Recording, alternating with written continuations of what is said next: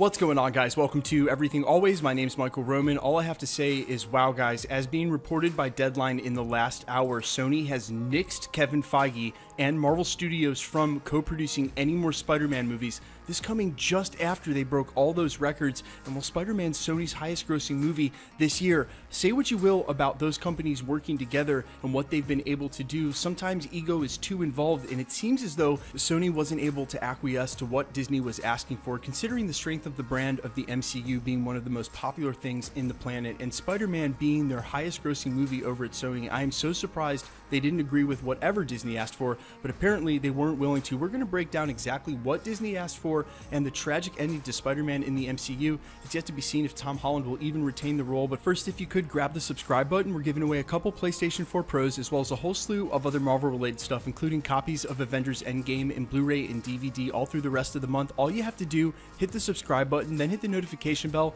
leave a like and a comment on this video if you want. Stick around to the end of the video. I'll get into all the giveaway stuff again there.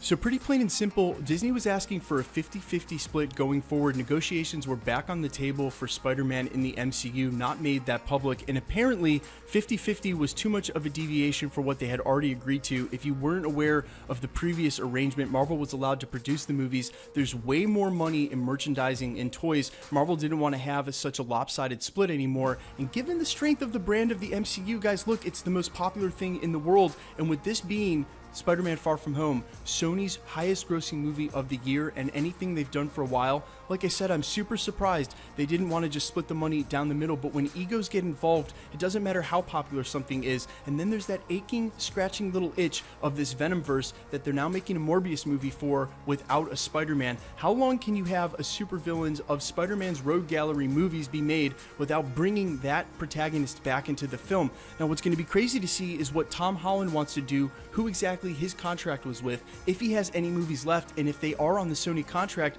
then he would be legally obligated to remain Spider-Man and continue to be Spider-Man in a Venomverse that isn't tied to the MCU. And then there's that very poignant fact that they don't own any of the MCU properties, and while they can make their universes as adjacent as they want, they can never cross the characters that Spider-Man has known and loved with back over into their movies, namely Iron Man. How do you take a character like that who has so much lore now built in maybe one of the most famous, if not the most famous movie franchise of all time, and reboot him in a universe without being able to use that backstory? This is such a conundrum. Now, honestly, guys, I want to take a step back and calm down, and you should do the same, because when it comes to things like this, a lot of people like to bluff. Sometimes people's bluffs get called, and then reports go out like this that Spider-Man is out of the MCU. But when this amount of money is involved in the billions, people wake up the next day and feel all sorts of ways. And it could be that the guys over at Sony, the guys over at Marvel Studios, maybe they give and take a little bit. It ends up being a 20-80 split, maybe even a 10-90, because, guys, the money in merchandising is so high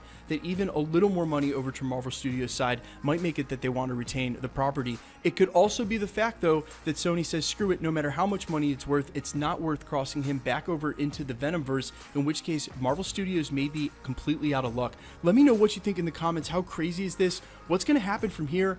I have no idea. Honestly, I had to re-record this video a couple of times. I was tripping over my words. This is such a monumental deal, and his story isn't done in the MCU. As any fan will tell you, there's a lot left to be said here. I'm really confused. I don't know what they're going to do. Guys, let me know what you think in the comments quickly. Let's get into the giveaway stuff. Still giving away a couple PlayStation 4 Pros, the next of which is at the 500,000 subscriber mark. If you've missed the other announcements because you're not an everydayer here at the channel, no worries. I'll link the last 3 winners down below. 2 of them are in the last 2 months alone. If you want to win this or any of the copies of Avengers Endgame in Blu-ray and DVD we're giving away here at the channel, same rules apply as they always have. Hit the subscribe button, then hit the notification bell, leave a like and a comment on the video, and because it's completely random, the more videos you like and comment on, the better chance you have of winning. My name's Michael Roman. This is Everything Always. Guys, thanks for checking out the channel, and stick around. We'll be posting again real soon.